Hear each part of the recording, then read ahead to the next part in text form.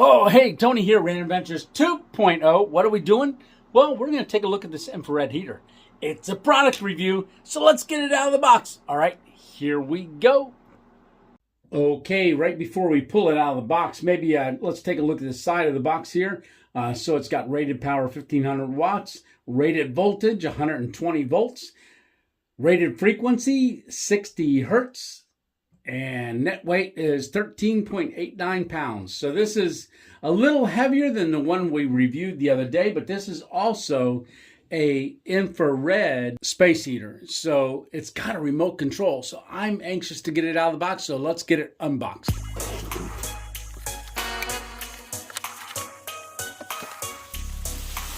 Alrighty, so you can see we've got it all unpacked, and this is all the cardboard and packing. They really packed this thing very, very good. So right here, I notice it says do not cover. So this is the heater. All right, we got the plug in the back. Okay, so one of the things that the remote did not come with, and that is a set of AAA batteries. So I just installed the batteries. Alrighty, right on the front there, you can see the indicator light.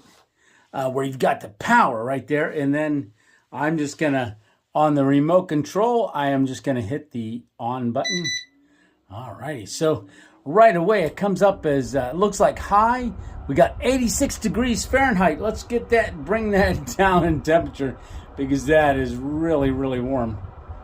But you can see the coils, the infrared technology starting to heat up back in there.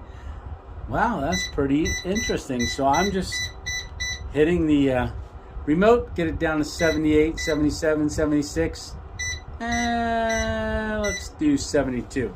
So you can see I've got it set 72 degrees Fahrenheit. It is on high, and I can adjust the temperature, which I will show you that here in a second.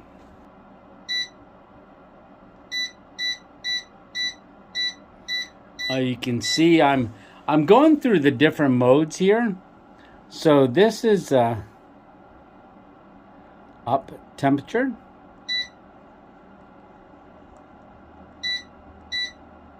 So I got that set at 84 degrees, and then here's down. So let's go all the way back down to 72. All right, there you go. Now I do know that it does have a automatic, if you were to tip it over, it automatically shuts off. So let's do that. Let's tip it over and see if we can get it to shut off. So I'm going to position myself here. So keep an eye on that screen. Look at that. So it didn't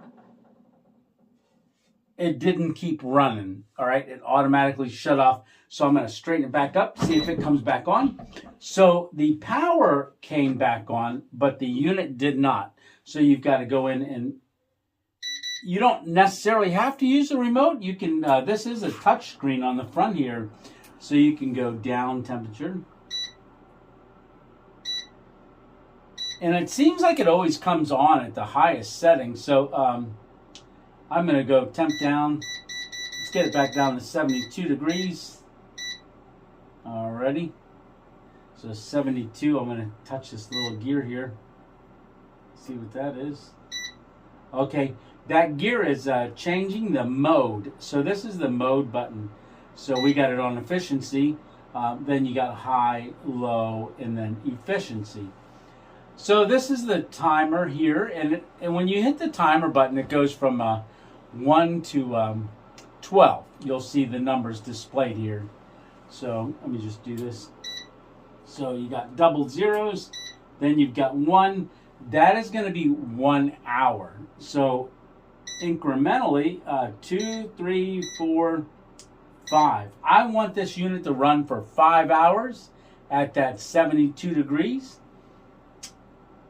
That is all set to do that. So we're going to go temp up and then temp down. So just to make sure that I'm set at 72. So it'll blink for a little bit, and then it'll turn off, and that means it's totally set. So neat safety feature is that if it is knocked over, automatically cuts off. Then you just got to pick it up and reset it. But The fan is running really nice. Nice even throw on the front, so it's not throwing all to one side. So I'm thinking that might be a squirrel cage fan rather than a rotisserie 4 or 5 blade fan. It almost seems like it's a squirrel cage type fan because it's so even across the front. Now my hand is getting hot. I can't hold it there too long. But let me just feel here. So I can still feel air movement all the way out here. So that's about 3 foot. So overall opinion on this heater, it's very attractive with that dark wood. It does have little rubber grommets on the bottom that when it's set down on the floor, it doesn't scratch anything. It's only 13 pounds, but it is a neat little unit. All right, so I've got it set in this room, which is about a 1,200 square foot room. Now, this is cool to the touch on the top, you know. I don't feel any heat. Feeling the back of it. No, it's cool. Everything's cool. Cool to the touch. The only part that's warm is just this little access panel here where the heat comes out. That's the only part that's warm. Alrighty. Cool. Well, the heater just kicked off. It did hit 72 degrees in here. So it automatically shuts down, but the fan will run for a little while to cool that unit off. So, hey, that worked out pretty good. I'm really, like I said, really liking this heater. I think you can use this in your RV, or, hey, if you've got a fairly nice sized tent and you at a campsite and they got electric, run this right into the tent. I would think you could do that.